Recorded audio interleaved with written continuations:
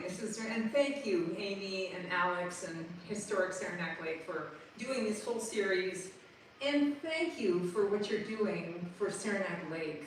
It's amazing. I don't know if I'm sure you're all aware of what's happening almost next door, or is it next door? It's an amazing enterprise, and I'm so impressed. And I want to give two shout outs, both HSL related. One is to Mary Hotelling, because in the creation of my book, which took me 13 years to write and research and write, Mary was my inspiration a lot of the times, and she'd shoot me little facts, and I'd shoot something to her and say, does this sound right, or is this right? And she'd say, no, or yes. So that was great. And then the HSL Wiki site was so helpful, so many times that was really helpful. So I'm going to talk to you a little bit about my book, Finding True North, The History of One Small Corner of the Adirondacks.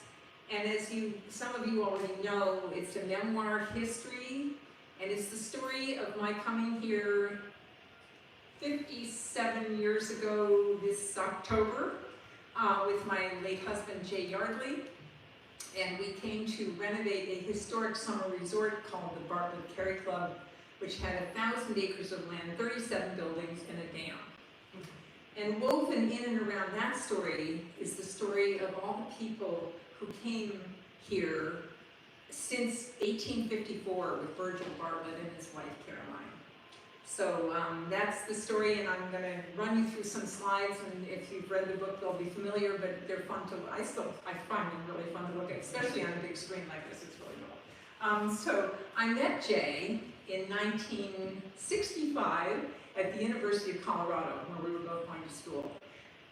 And we bonded immediately over our love of nature and our love of our childhood summer homes. I grew up in Buffalo, so just north of Buffalo, Toronto, and 200 miles north of that in the Muskoka Lakes region. And I went up there every summer. My grandmother had an island up there. And Jay, of course, came here to his family land in the Adirondacks that had been in his family for 4 generations.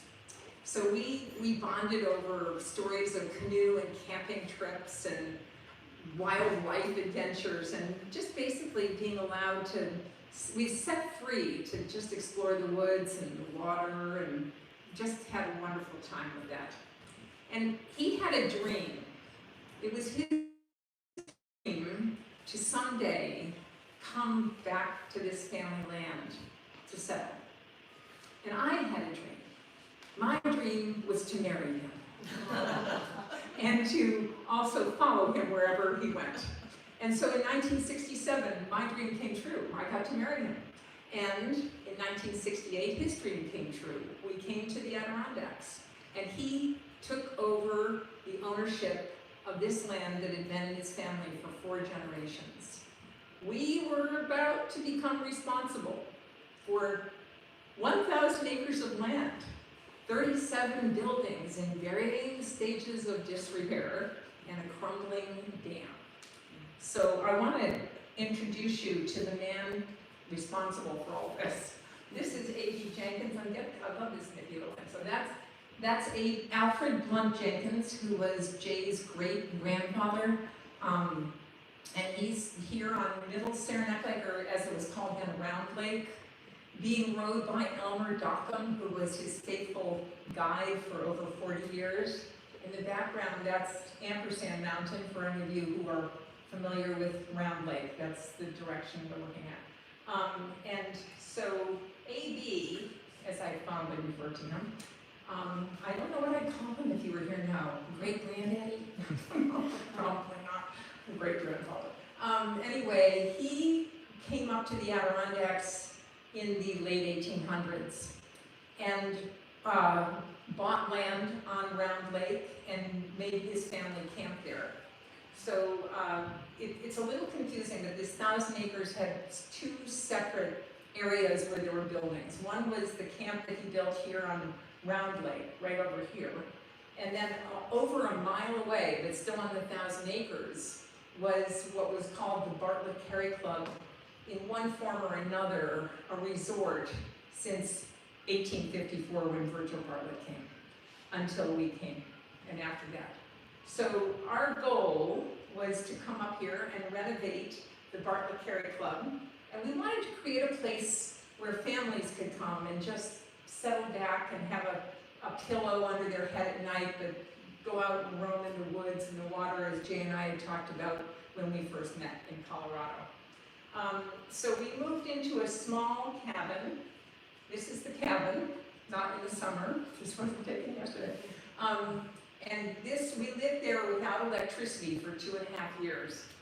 And so we knew we had a lot of work ahead of us. There were over 20 buildings up at the Bartlett Carey Club, and the rest of the buildings were down here at the family camp. So I want to introduce you now to Virgil Bartlett. This picture was taken in probably 1872. He's looking very spiffy here, I think.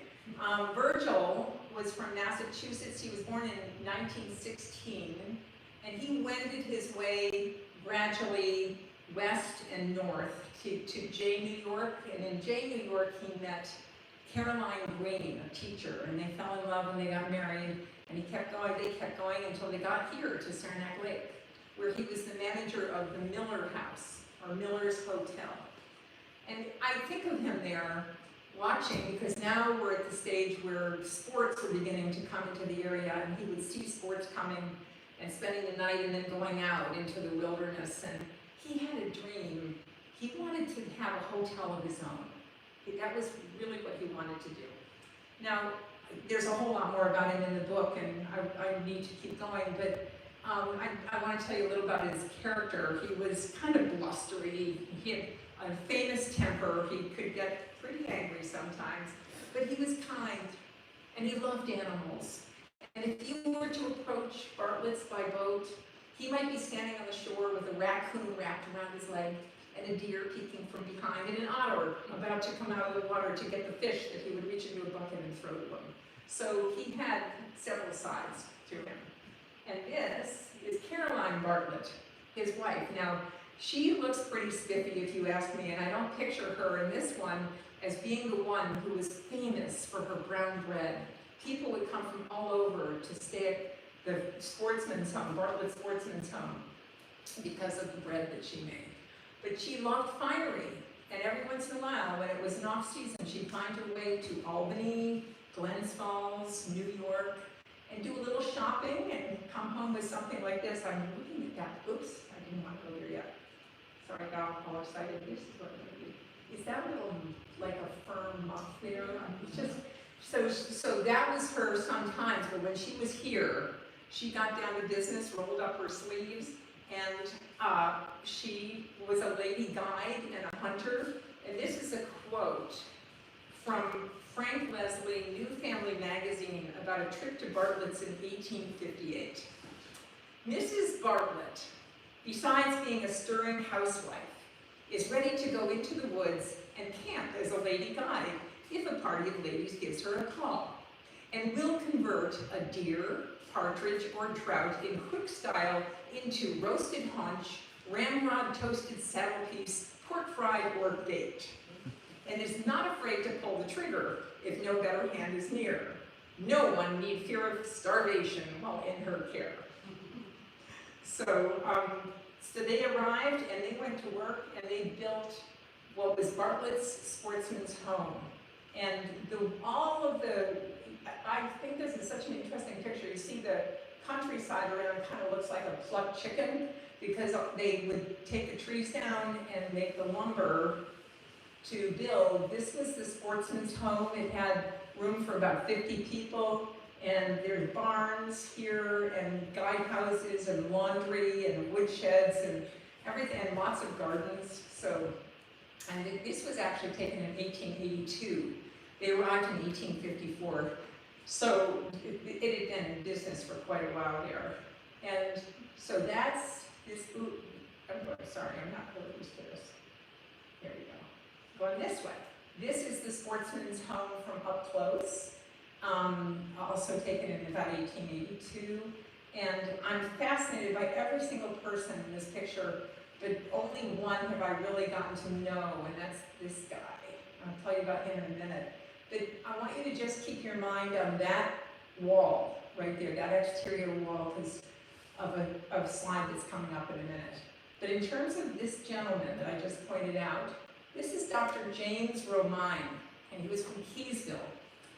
And Dr. Romine came to Bartlett's in the first year after the 1855. That was his first year. He came for 45 consecutive years. He was famous for that, and he was all kept to himself, loved to fly fish. That was the thing he wanted to do more than anything else.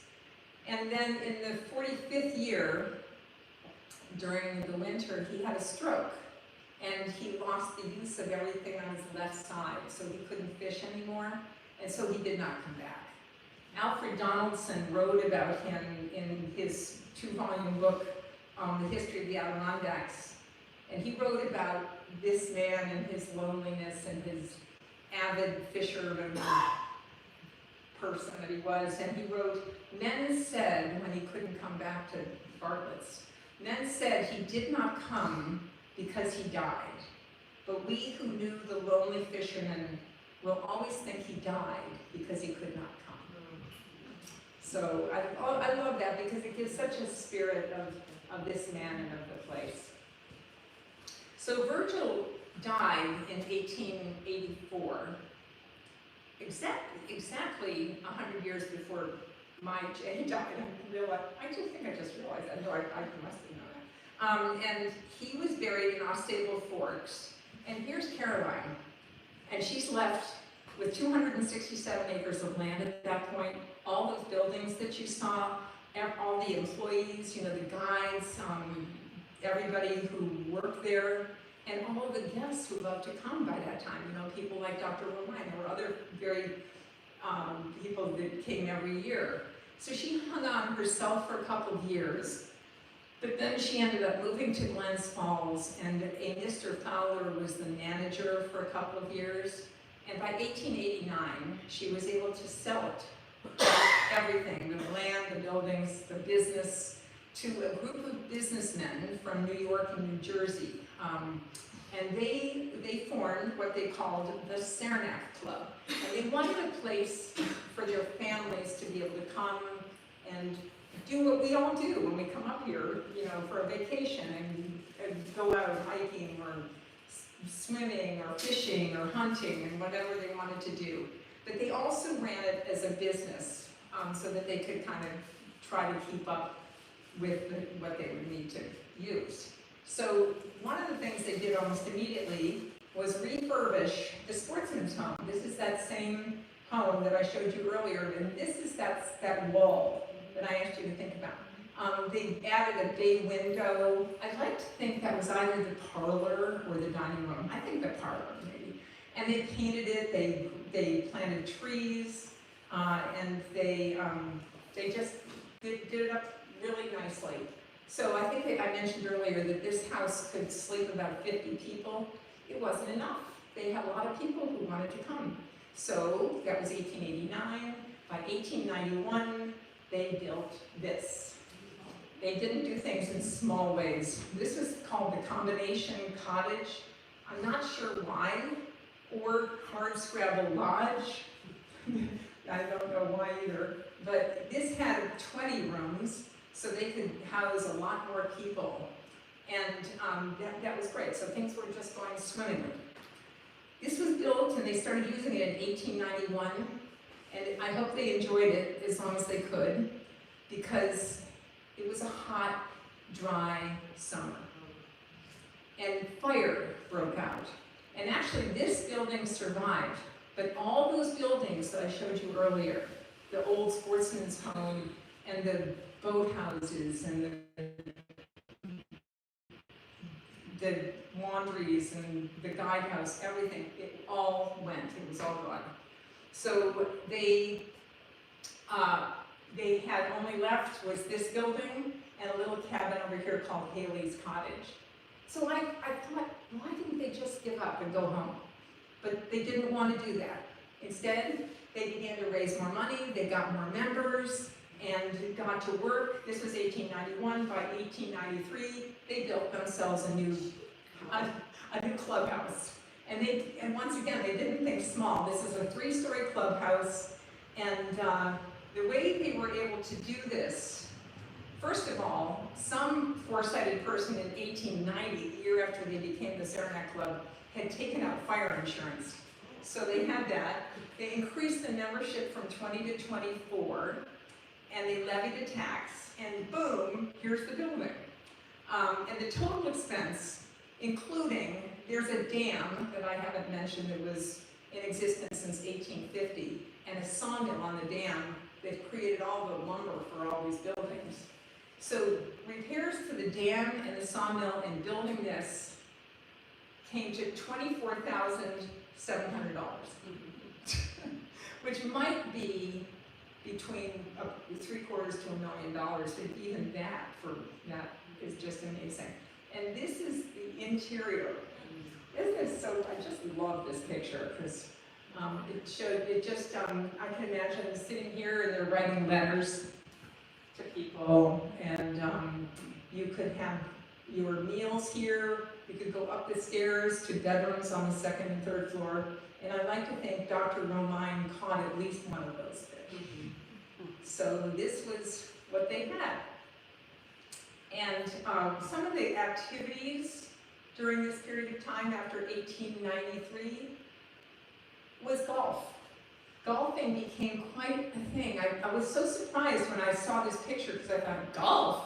You know, this is in the middle of where Jay and I planted some Christmas trees many years later. And I'm telling you, this is not really golf country here. It's very sandy, and I think, how did they keep the grass short?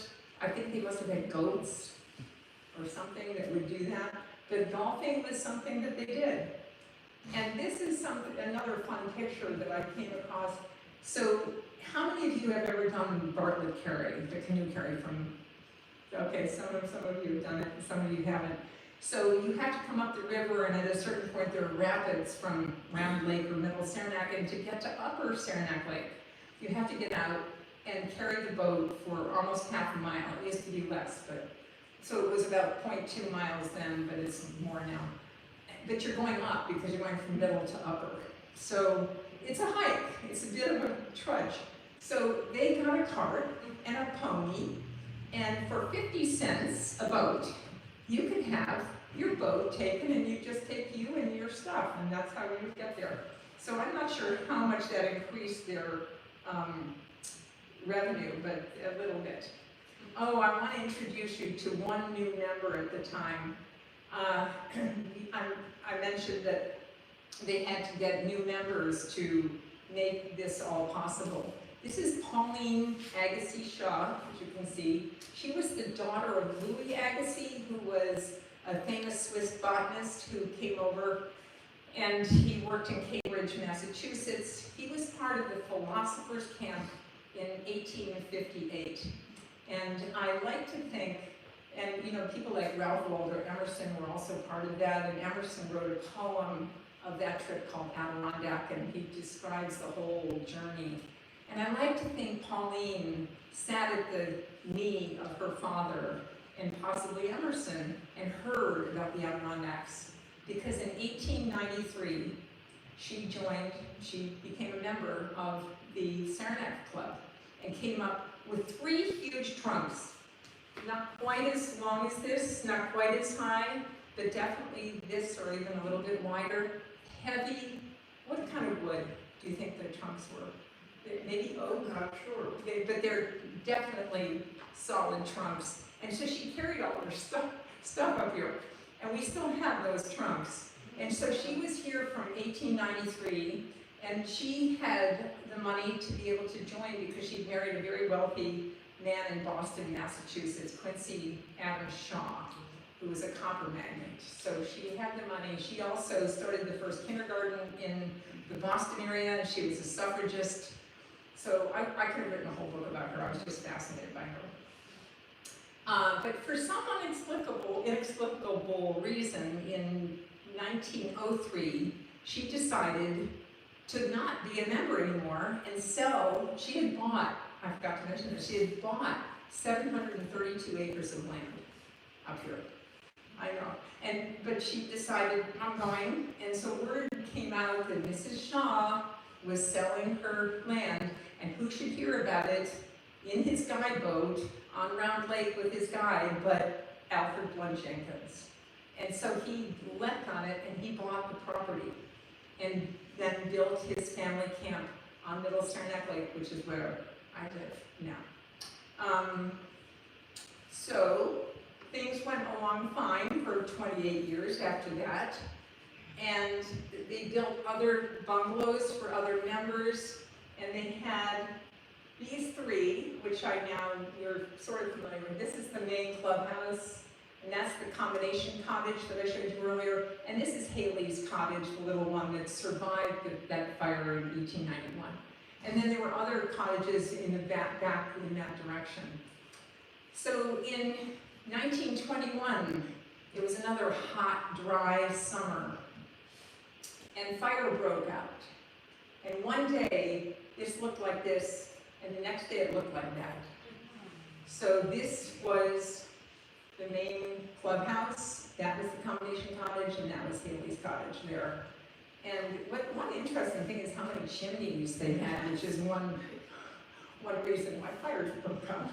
I wondered very much about that, the fires breaking out.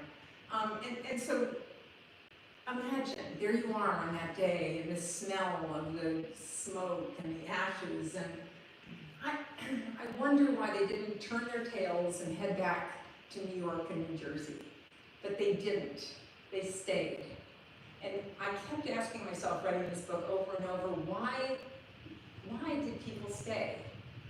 And I have a quote in the beginning of my book by Eudora Welty: "A place that ever was lived in is like a fire that will never go out." And I don't mean that kind of fire, I mean this kind of fire. And so they did, they stayed. And they rallied their forces, and they raised new taxes, and they got some new members, and in 2 years they had built their new clubhouse. It's not nearly as grand, but it was definitely very serviceable. This was designed by William Diston, famous architect. This is one of his signature, this cross on the right on the roof like that is a signature thing of his. And this clubhouse had like a parlor and a dining room and a kitchen and room for a lot of staff. And that was built in 1923 and was there when Jay and I came and is still there to this day. So, I can show you the interior of that. This is the interior. I know this one very well. My knees know these floors. I used to call these the two tennis courts. This was the parlor and that was the dining room. I used to hand wash and wax them on my hands and knees. Some of that furniture is still remaining. And so we no longer have a dining room there, or the Bartlett Carey Club as it exists now. There are kitchens and dining rooms in each of the houses now, but at that point there was a dining room there. So things went along fine until 1929. The story of this place is just like this, up and down, between the fires, and now we have the stock market crash in 1929 and the depression in the 30s. So no one could come. I mean, no one was able to afford to be able to come up at that time. No guests and very few of the owners. And there was a great attrition at this point of the members of the Saranac Club until there were really only two families remaining. The Jenkins family, Alfred Blunt Jenkins, which was also now Yardley because his son Harriet married a man named Farnham Yardley. So the Jenkins Yardley family and the Douglas family. And they could not sustain this by themselves. So they put out the word, is there anybody interested in subleasing and leasing this? They needed to have help.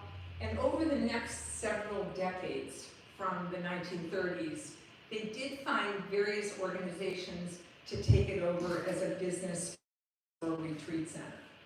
And the first one was the Treadway Inn. Are any of you familiar with the Treadway Inns? Back in the 50s, I think they started in the 50s, L.G. Treadway got into his mind, in the New England area mainly, that people were beginning to travel, you know, and they needed a place to spend the night, and why not have something that was really nice and they could get a good meal and then be on the road again. So it was like an really upscale motel. And so that's not even fair to it, it was much more than that. So they had places in all these, in Vermont, in Massachusetts, in New Hampshire, and then a couple in New York, including the Bartlett Carey Club, and then one in Florida. And L.G. Treadway was the managing director. So when they leased it, what a relief for the Jenkins, Yardley, and the Douglas families, because he took it over and they renovated whatever they needed to, they got new boats. And so now, this began to be kind of a fun period, not quite yet, but soon I would know people, not during this particular era, but in a minute. So this is a brochure part of the brochure that shows you one of the lodges of the Bartlett Carey Club right there. And the dam is over here. And that goes out to Upper Saranac right there. So that went well until 1941. What happened then? We have another huge dip in the war. And once again, no one could afford to come. And so the place was just shut down. And meanwhile, there's the Jenkins Yardley family saying, is there anyone out there who might be interested? And finally, Bankers Trust of New York, in the summer, they had people in their employ in New York City who they would send to the Catskills for a summer vacation. But they had too many employees and not enough places in the Catskills. So they were looking for another location. Can you imagine working for a company that would do that for you and send you?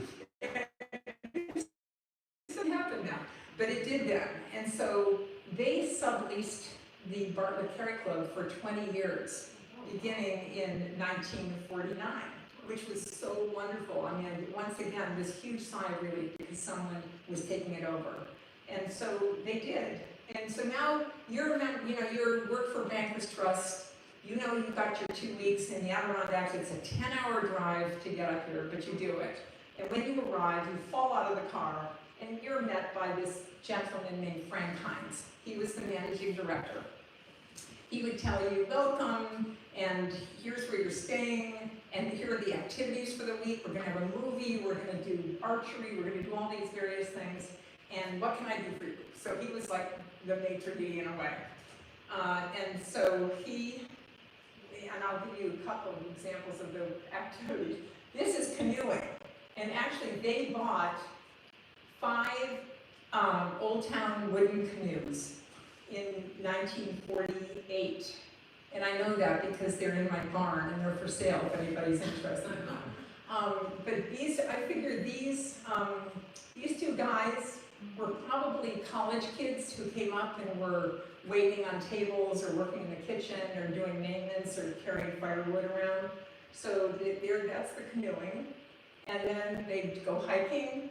This was the fun. These photographs, actually, I was working on my book, and one day I knock on my door, and I open it, and here are 3 women in their 50s, and they said, we stay at Pyramid Camp.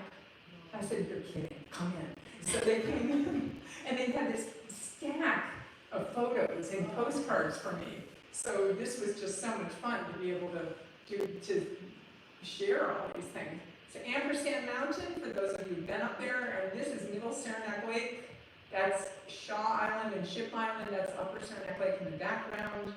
And so hiking was a big thing, of course. And then there was archery. That just looked so 1950s, those outfits. And swimming. They built this sort of interior, like this is the lake, but they built it so kids could feel safer, so parents would think the kids felt safer. And meanwhile, you had the mothers hanging out, and then this drop-dead, gorgeous lifeguard. He's so out of place. And don't you wonder what she's thinking? She's kind of pretending she's not looking good. So that was what was happening. So this went until 1954. From 1949 to 54, we had Pyramid Camp happen.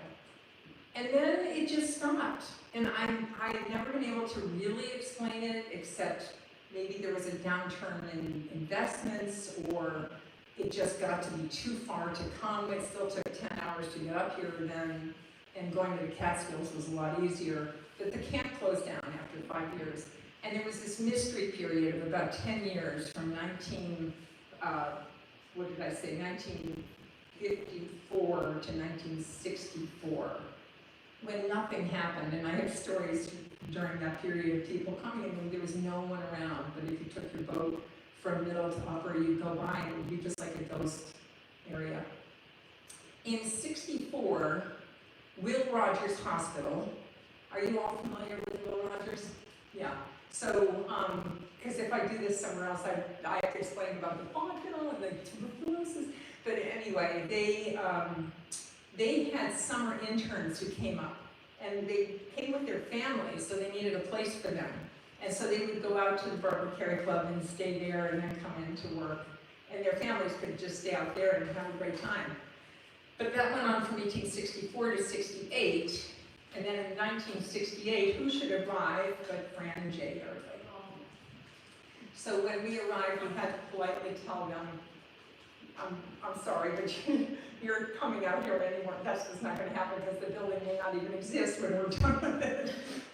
So we came, and of course, as I said, our goal was to restore this because we wanted to have a summer resort where families could come for 2 weeks or a month and just be able to play in the woods and on the water. And in order to do that, we had to take down any of the 20-plus buildings up at the Barbara Carey Club that would not serve our purpose. Buildings, for instance, that had a roof caved in, or buildings that might have been closer than that wall and that wall to each other, so they weren't conducive to privacy. So we had to do a lot of demolition at the beginning. And with that in mind, this was Jay's first big purchase. This is a 350 John Deere loader crawler with backhoe. I know I'm not saying it quite right, but it's as close as I know. It was yellow. And Jay named it the Francis because he said all the guys named their big equipment after their girls. So that was the name. And we still have this. And it still helps us. And really, you know, with the ice buildup and stuff, we can just plow through the ice with this thing, no problem. So the way Jay would use this is he would get on that thing and bash into a building that we didn't need anymore because it had a roof caved in, and splinters would fly, and then he'd back up the 1955 Chevrolet long bed pickup and load everything in there, go off to the dump, unload it, come back, get in there and bash in again and get more splinters. And that got old pretty quickly. This is a typical picture from our first year here. This was what the snow looked like. This is why some of the houses had roofs that had caved in, because nobody had taken the snow off like we did. This house happily still exists and is very well used and loved. But speaking of this, you know, getting sick of the splinters and the hand loading on and off, Jay one day got an idea, and he got hold of the fire department in Saranac Lake. He said, "Have I got an idea for you? You know, you guys probably wouldn't mind having practice putting out a fire of a building. And I have some buildings that I need to get rid of. So if you can set fire to the building, but you have to let it burn almost to the ground, but you got to put it out before you set something on fire that I don't want on fire, and then we'll clean it up." So the fire department said, "Sure." And that's what they did. They came out. This is one of the boathouses that they set fire to. The only thing missing was we forgot the marshmallows. But this went, you know, in less than a day. And if Jay had done it the other way, it took weeks. At least 2 or 3 boathouses, the powerhouse on the dam, at least 1 building, maybe 2 of the houses went that way. And then we got to the renovation part, and this is Jay coming home from staining one day, because he had to stain a lot of buildings once they were ready to be there. And this is a very rare moment of quiet on the river going into Round Lake or Middle Saranac. That's Boot Bay Mountain over there on the left. I know it's 1969 because I'm pregnant there with my baby who was going to be born in August. And then the last few slides, so we ended up opening the first 3 lodges in 1972. And this was the crown jewel, I still think it is. This is Merritt Lodge. Schuyler Merritt was a congressman, a U.S. congressman from Connecticut. He was a lawyer, a banker, and he was a member of the Saranac Club starting in 1890s and stayed, and then this house he built in 1926. When we came, this had 8 bedrooms and 7 bathrooms and no kitchen, no dining room, because they always went up to the clubhouse to eat. And when we renovated it, we turned it into 5 bedrooms and 5 bathrooms and a kitchen and a dining room, and that's the way it is to this day. And very well used and loved building. And then this is one of the littler ones, and I really love this one. It's called Hemlock Lodge. 2 bedrooms, 1 bathroom, 1 little kitchen, and a kind of a living room, dining room that looks out on the rapids and a little bit on the lake. And I love that one. It's obviously in the middle of its renovation. And this is a picture taken back in the 70s of what a typical afternoon would be like at the club. Families would come down to the beach with their kids. The sun just came from the west and just beat down. And one of my jobs, when I wasn't washing and waxing floors, was to hang out on the beach with my kids. The kids got to play, they had neighbors for the summer, and I just kept an eye on and ear open for anybody who wanted to know where to go blueberrying or where to get certain groceries or whatever they needed. I tried to help them out with that. So that's what it would look like in the 70s. And then this is taken in the 20 teens picture. So it hasn't changed very much. And there's Merritt Lodge right there. So really, this is like a place that never was lived in, and like a fire that will never go out. And that's my story. So, there you go. Thank you. Thank you. I'm happy to answer any questions or whatever you like. Yes? Are there still members? Yes. So what happened in 1984-85, Jay was, we needed to sell. And so we created a cooperative with 9 there were 9 houses plus the main lodge and a couple of boathouses. So we created the cooperative. 9 different families bought into it. And the way that worked was they bought shares that would give them the ownership for 99 years of their particular house and cooperative ownership of the property. And after 99 years, they could renew. And so that started, they're going to be celebrating their 40th anniversary this year. It's worked very, very well. And we worked hard on creating, we did it that way because we could create what was called an offering plan, which was this thick. And it had rules that said you can only stain your houses a certain color, and no campers can be parked out front, no satellite dishes on the roofs, which was a thing then, and a lot of things, so we could keep it looking as much the way as we had done as we could. So, yeah. All right.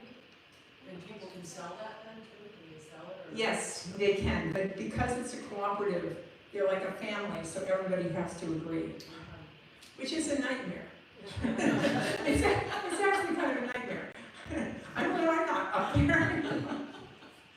Amy, did you have a question? Yeah, I just noticed that one of the buildings that the really big, I think you call it the lodge. Yes. That it looks sort of similar to the main building at the Trudeau Sanatorium. Did anybody So the main lodge that was built in 1923, William Diston? No, before that. Oh, the one before The one that. that's a big, I don't know what you call those. It's like a roof. If you, can you flip back? Yeah, sure. Okay, Oh, good. there you go. Woo. Very fast, keep going. Yeah, There you go, that's that the one. So Turrets. if you look at the main building at Trudeau, without the turrets on this side, but it's almost like Dutch, what do they call it? It's like Gable? Gable. It has the main building in the Trudeau Sanatorium has those two, Oh, interesting. and the big porch in the Huh. front. Do you know who the architect was? I do. Hang on. Mary would tell me if it knows that. Yes. She would have. In fact, she would be laughing because she would say that isn't anything like.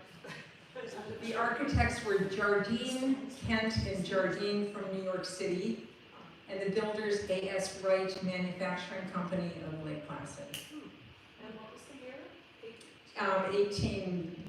1893, yeah. When was the Trudeau building built?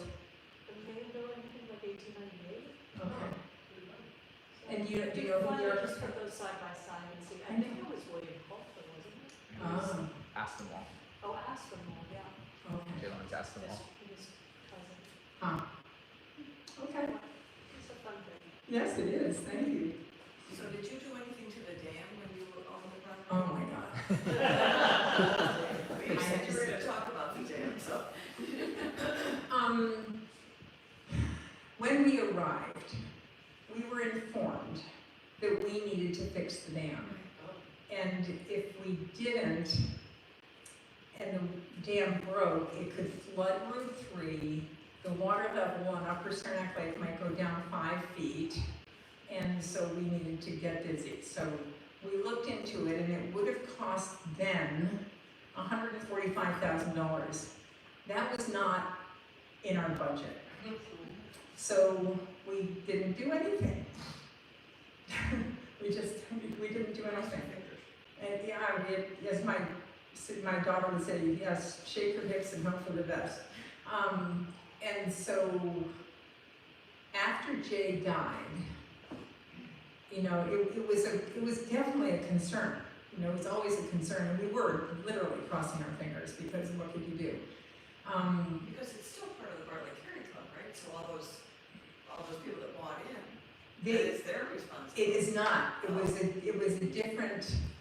It was actually, I still owned it. It was carved out because they didn't want it. Anybody in their right mind didn't want it.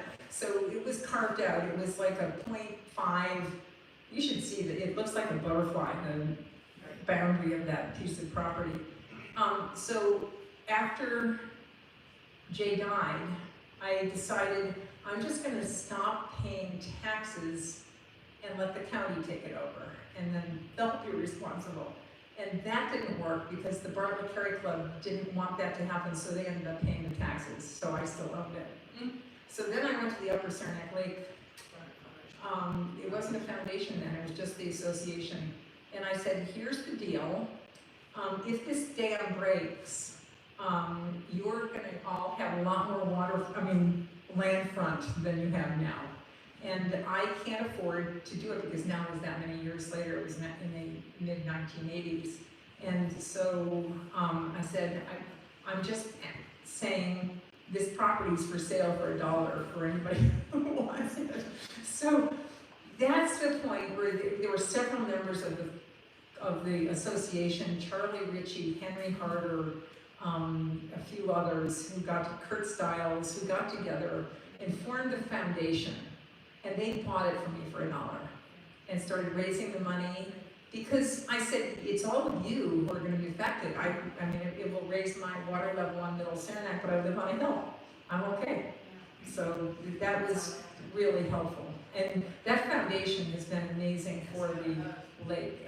What they've done for milfoil and what they've done for so many different things. Yeah. I was saying to Lynn that the foundation had that summer event at the camp last summer. At Bartlett Carry. And that you showed looks very much, it looks very similar. Yes, that's it. I was questioning whether I was there or that was a different building. No, you were there. That was it. It's wonderful that it's still there after all this time. Really cool. Kind of a miracle. You know, I think about the fires that happened, and of course they'd lose everything, because how fast could they get there? Not very fast, to be able to take care of it. Yeah. Yes? So those fires you're just referring to, were they started within the buildings, or were they weren't the year of the really big fires that burned like half the park? That was like 1903 or something. So were these forest fires that hit the property, or were they from all of those? That's a really good question. And I have to surmise that both times it was internal, that it was started. I mean, I think about in a open fireplaces, they had maybe rush things on the floor, they had billowing skirts, they had dried flower arrangements and sparks and Cigars. and cigars. Forgot about cigars, you're right, they did have cigars. So yeah, that's a very good question, and I could pretty much guess that they were just, because it also didn't, there was no, in all my research, there was nothing about the surrounding forest also burning, just right there. So they must have contained it somehow. It's fascinating to not really know. Well, there wasn't a lot of trees around, because they used all the trees. Well, that's a good point. Yeah. Yeah, that's a good point. Yeah. So, do you still own a lot of property there? I do not. I sold most of it to New York State in 2001. So the land, because I did inherit from Jay over about 1,000 acres of land, which still boggles my mind, and decided that I would like to make sure it stayed forever wild. So I sold it to New York State. And just have a piece on Middle Saranac now. That's where you're. And that's where we live now. Yeah. Yeah. Were the clubhouses winterized, was it for year round use or only summer? Oh, that's a really good question, whether the house is winterized or not. The last two that we renovated of the 9 were the only two potentially that could be winterized because they each had a basement. So we did, because now, you know, we started in the early 1970s, but now we're getting close to 1980 and their Olympics are gonna happen, and we thought, oh, let's renovate these and we'll make a killing during the Olympics. So we did, with one of the houses had 5 bedrooms and 3 baths and 3 stories, and the other had 2 bedrooms. And we did rent it out during the Olympics to Sports Illustrated, to the reporters who kept these crazy hours. You know, they'd be sleeping all day and then off working all night, and then they'd kind of drag themselves home and go back to bed in the morning. And so those two, we rented out in the winter over Christmas vacation for several years, and we had this one family that had 7 kids that came back year after year in the summer. And when those houses became available in the winter, they came up with their whole family, and the parents stayed in the other one. So we had all these neighbors over Christmas. It was something, going skiing, and we went skating, and it was a really great time. Yeah. Are you a year-round resident now? Yes. Yeah, I have been all the time. Nowhere else to go. How many of the cottages now are year round for people? Only those 2. Okay. Because I know another who would like to be able to do it, but which is Merritt, but it's kind of out on the water, you know, and it's just pipes could freeze. So it's not doable. Yeah. Still doing ice harvesting there too, right? Well, on Upper Saranac, you mean, or not? Where are you thinking of? He's asking about ice harvesting. Yeah. Right there, Where was it? right down Barbershire Road, I went ice harvesting. One winter. How long ago was that? Was it up, at the Loeb camp by any chance? Probably. Okay. Would you like to hear a fun story about ice? And how many of you know about Carl Hathaway? He was a guide, and he caretaker, and a guide boat builder. And our neighbor, for a while our closest neighbor, he was only 2 miles away, he was our closest neighbor, pretty much. And so Carl was the caretaker for the Loeb camp. And he said every year the Loebs would come up, and they'd get there around July 4th, and they loved having their ice chopped from the lake for their drinks.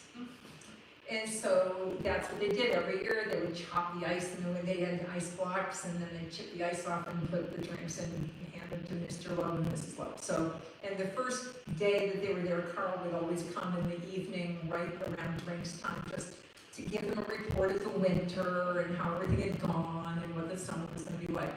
So one year, the ice was really bad. It was just yellow and icky, and they didn't get any ice. And so Carl's thinking, what are we going to do, Val? To his wife, what are we going to do? Because Mr. and Mrs. Loeb are going to want their ice.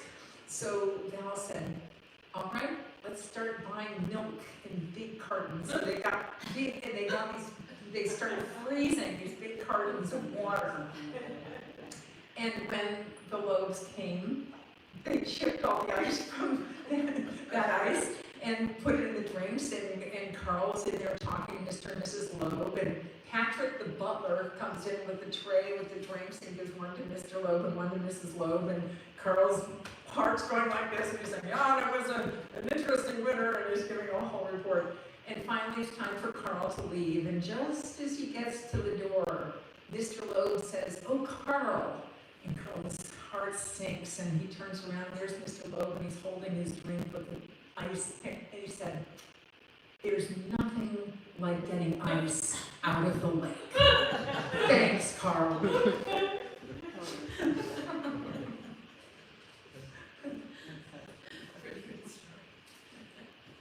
So your children grew up, you mentioned swimming and playing and hiking and so on, but they also saw a lot of work as they got older. I'm sure they evolved into that work. When they turned like 18, did they leave right away? Or did they Well, embrace- first of all, poor Gwen, I think she was like 13, 12 or 13, and, we had a changeover every 2 weeks. And meaning, we'd rent for 2 weeks in June, and then 2 days to turn over, and 2 more weeks, and then 2 in July, and so forth.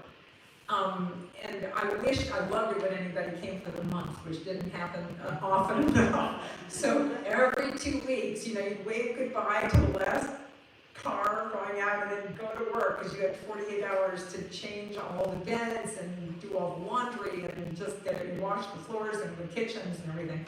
And I would hand Gwen, age 13, a bucket with a toilet brush and 8 jacks and a rag, and I'd say, you've got 17 bathrooms, go. And she'd just go from one building to the other. That's how many in all the buildings, there were 17 bathrooms.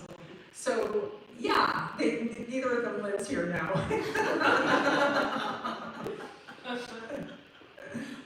But they both wanted, they needed more people around them. They grew up with really in a rural place, and some people really just like that, and that's what they want to do when they grow up, but they did not. So, it's okay, I go see them, or they come visit. I think one of my favorite parts of the book is the way it has this narrative weave about it, where you're kind of mixing your story in with like this history. At what point did you sort of see your story as part of that history? Oh, God, Alex, that's a great question. Mary Hotel had something to do with this. It was not my story. This was not about me at all. I didn't think. I thought this is the history of the Bartlett Ferry Club. No one wants to hear anything like this.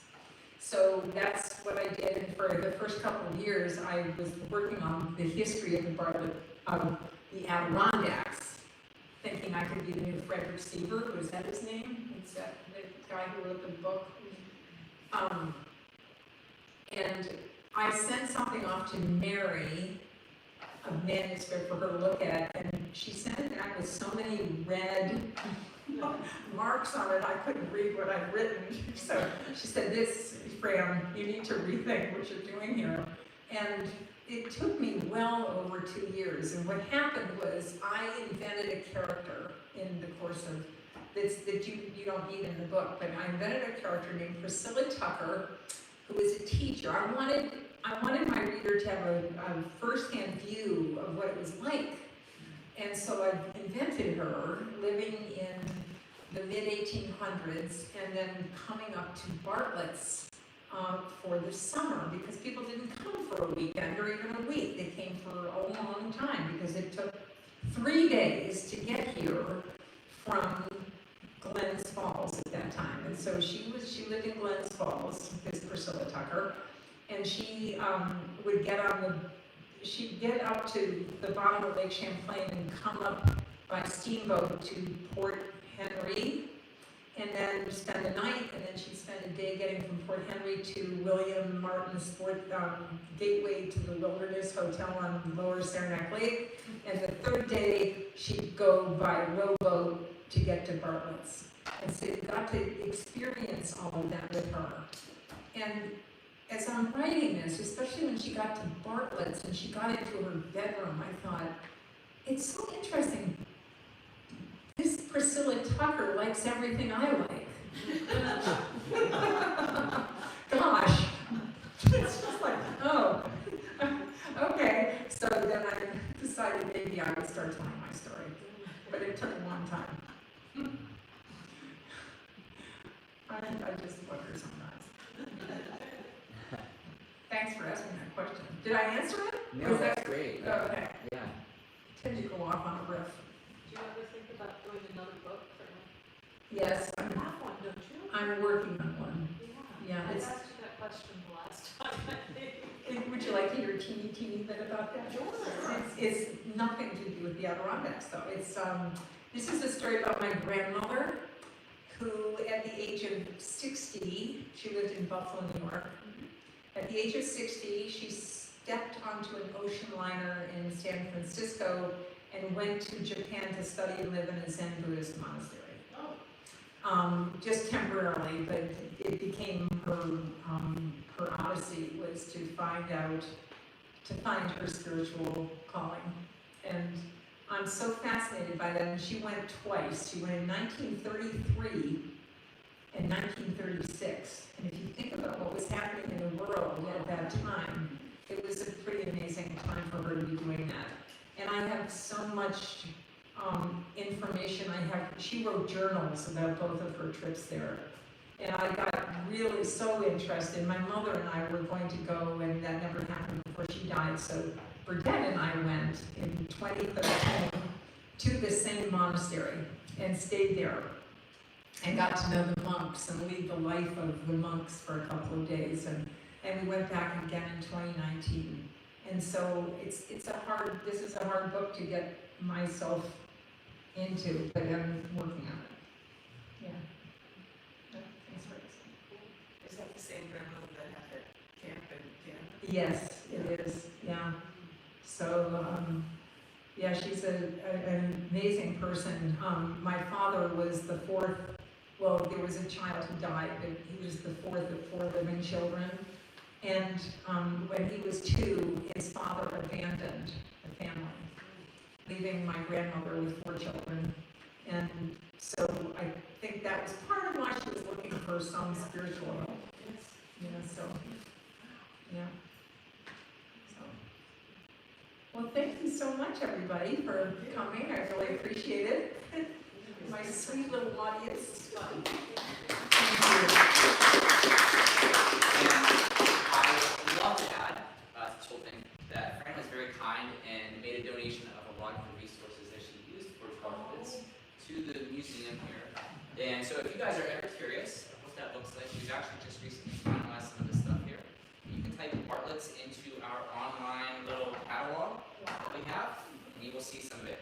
One of my favorite parts of the book, I've said this a couple times of different things, but is the way that Fran specifically calls out some of the reference points. And Jessie has had to deal with me for a month now, being like, hey, I'm reading about this. Do we have that in the collection? So finally she said, it's online. Okay. So So you guys can do the same thing. You can get onto our website. You'll find our cataloging site. You just type Bartlett's into the search, and it'll come up. Oh my God, that's so cool. Thank you so much for that, Alex. Yeah. I really appreciate it. And coming to you eventually will be the handwritten journals starting in 1889 of Robert Dunn Douglas. I haven't been able to let go of them. But I'm close. I'm thinking for him.